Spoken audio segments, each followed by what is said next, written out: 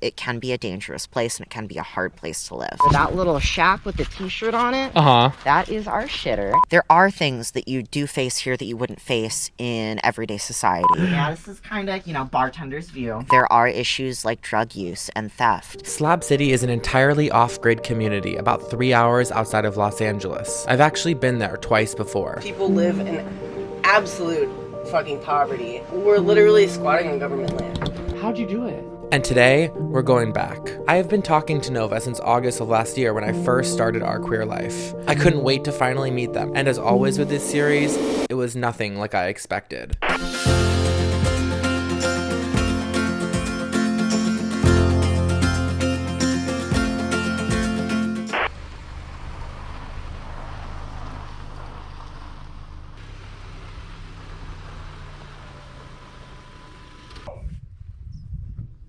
Nice to meet you. You too. I brought a bunch of stuff for you guys too. Oh, hell yeah. Yes. Oh, I like your hair. Are you doing like handshakes or hugs right Let's now? do hugs. Right, Yeah, cool. yeah. Cool. Just trying to like be cautious with people's No, I know. boundaries I never and know stuff. either like what the situation is, you For know? sure, for sure. This is such a cool area. Thank you. Thank you. Yeah, this is the Flamingo Camp. We're kind of this little oval shape of buses and trailers and stuff. I was not expecting this. Like, it's just a whole little community within a community. Pretty much, yeah. We're like a kind of little queer city out here. We've got like, last time I counted, I think we had like 10 or 11 trailers and RVs, and everybody's got their vans and buses and stuff that they bring. So. And everyone that lives here is queer. Yes. So I got all this, and then here's cat food too. A bunch of cat food for you guys too. I always make sure to ask whoever I'm visiting in the slabs if there is anything that I can bring them.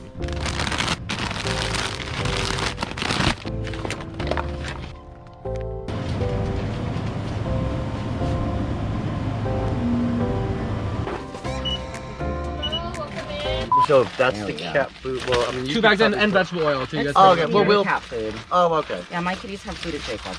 Okay. Yeah. And what was your name? Matt. Nice to meet you. What's I'm your Lerp. Lerp? Nice to meet Yeah, I you. also go by Grandma Boo's Killer. Well, Slip is my slab name. Okay. I go by different names in different places. Like most of my friends in San Diego know me as Wesley.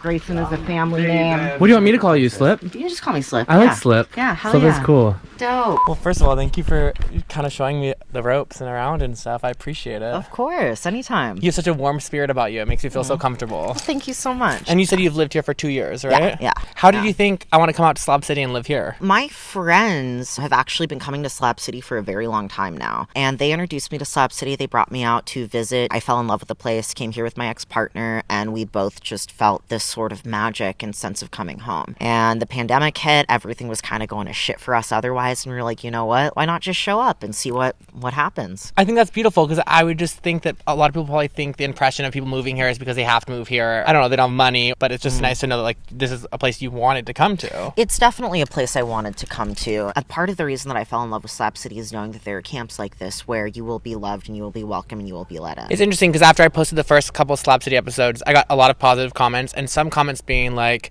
you're making it look so safe and, you know, nice, but it's not that at all. I feel like both comments are right and valid in different ways. One of the things that we, touched on briefly earlier was about the loss of a camp member through like a really tragic and violent event. And those things do happen out here. There are issues like drug use and theft. There are things that you do face here that you wouldn't face in everyday society, what people out here call Babylon. You don't really have to worry about somebody breaking into your house that has locks on it and security cameras in Babylon. And you do have those worries here. It can be a dangerous place and it can be a hard place to live. This is kind of like the main lounge area. We're basically like a super unofficial not establishment.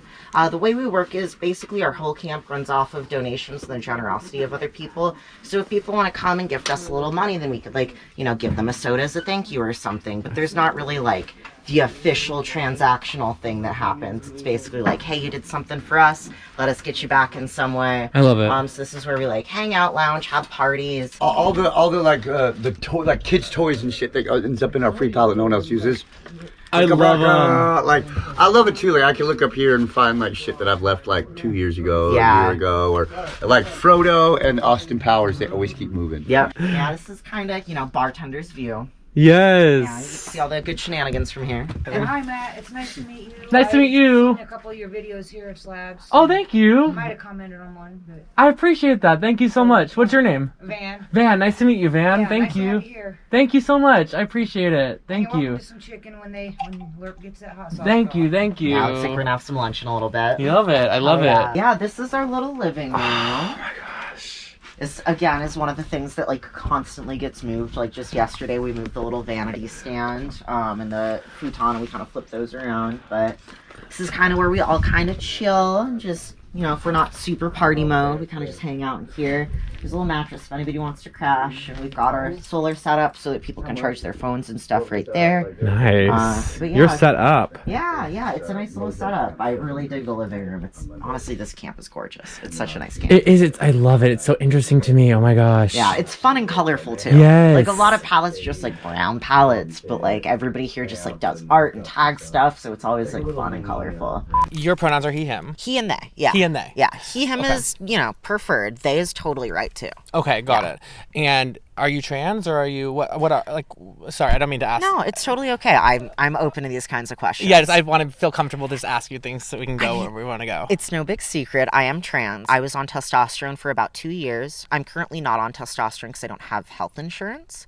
And it costs money to you. It's not. Yeah, when I was on my family's insurance, testosterone was free out of pocket. And now it would be about $130 a month for me to get testosterone without insurance. I did pursue medical transition, and I have had a number of surgeries, including top surgery and a hysterectomy. Congratulations. Thank you. Thank you That's very so much. exciting. Yeah. I'm very, very happy, very like comfortable and content in my body, but that's because You seem it. Yeah.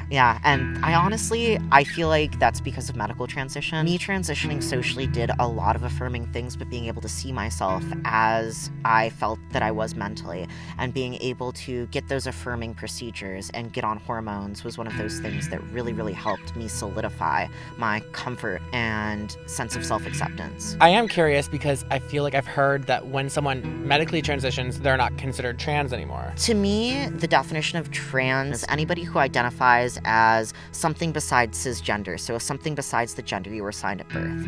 And in my personal transition journey, even if I go forward with, you know, full-on bottom surgery, I still will use the label of trans for myself because that's something that feels appropriate and it feels like it fits. I'm a person first and foremost, and I hope people see me as that, but I am a trans person, and I personally feel like I will always be. Honestly, just knowing that I'm doing what I want and I'm not giving a fuck who I piss off gives me the level of self-confidence that I really kind of need in my life to be able to feel like a whole complete person. That little shack with the t-shirt on it, that is our shitter. Okay. And it's basically built like an outhouse. So there is, I think the hole underneath it is about 6 feet deep. Oh, okay. It's like LERP size, like very tall, very deep. And this is kind of like the community resource area. Some people who have their own RVs that are fully functioning will use the toilets in their RVs. And the wash station needs to be filled and replaced, but we've got this little outdoor wash station that this little jug right here holds about 1 gallon of water, and we'll just strap it up here so people can wash their hands after they're done. Little latch, simple shit like that. But inside, we've actually got a nice little toilet seat. Oh my gosh. Yeah. Oh, it's nice. We've got a toilet seat so you don't have to like hover over a hole. There's solid flooring so you don't have to worry about falling in. Yeah, it's pretty decent for like shitting in the desert, you know? It's better than digging a hole every time you have to go. Part of the way we make sure it stays a little bit emptier is by having everybody burn their toilet paper rather than throw their toilet paper in there.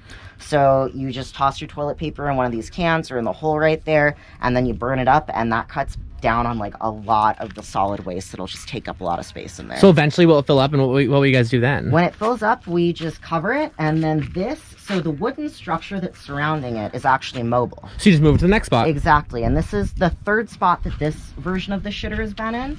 So we can deconstruct it fairly simply, pick it up, and put it wherever the next hole is. Yeah. Can I go pee in it? Yeah, of course. I feel like I need to experience the full it. Experience. Yes. I'm excited. Enjoy. I'm excited.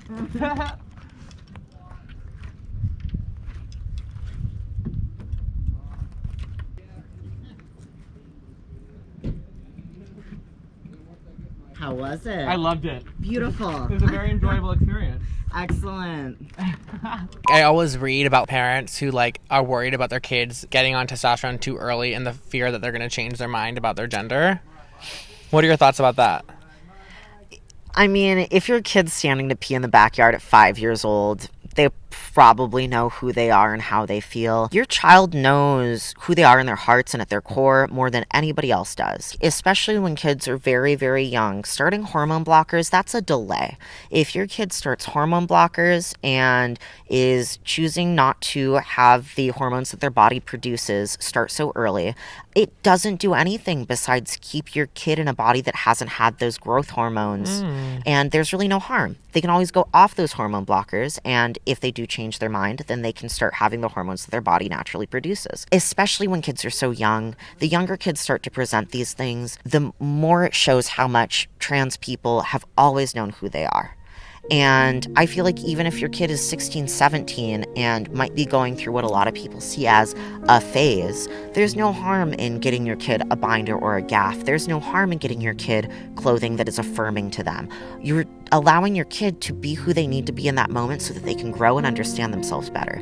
And if they change their mind later, what's wrong with that? Totally. You're giving them the foundation that they need for a sense of self-understanding and self-expression so that no matter how they change through life, they know that they have a sense of self-security and they have support from their family. I think this is so special you're talking about this because I think people are going to learn a lot from that. Oh, thank you. Let's get you to 1 million subscribers. Let's do it. Let's do it. I love it. Thank yeah, you. I want to see love that gold YouTube plaque. I love that manifestation. Oh my gosh, that's amazing. Thank Yes, you. Of course. Sweet. Oh my gosh. This is just the beginning of the time that I spent in Flamingo Camp, and I really cannot wait to share the rest of my time there with you all. In future episodes, we will tour more of the land, meet Nova, the head of Flamingo Camp, and their girlfriend Lola, as well as Van, and we will delve a little deeper into the unfortunate passing of one of their campmates and how they are all handling it. I hope you're subscribed so you don't miss future episodes. Thank you for watching, and I will see you next Sunday.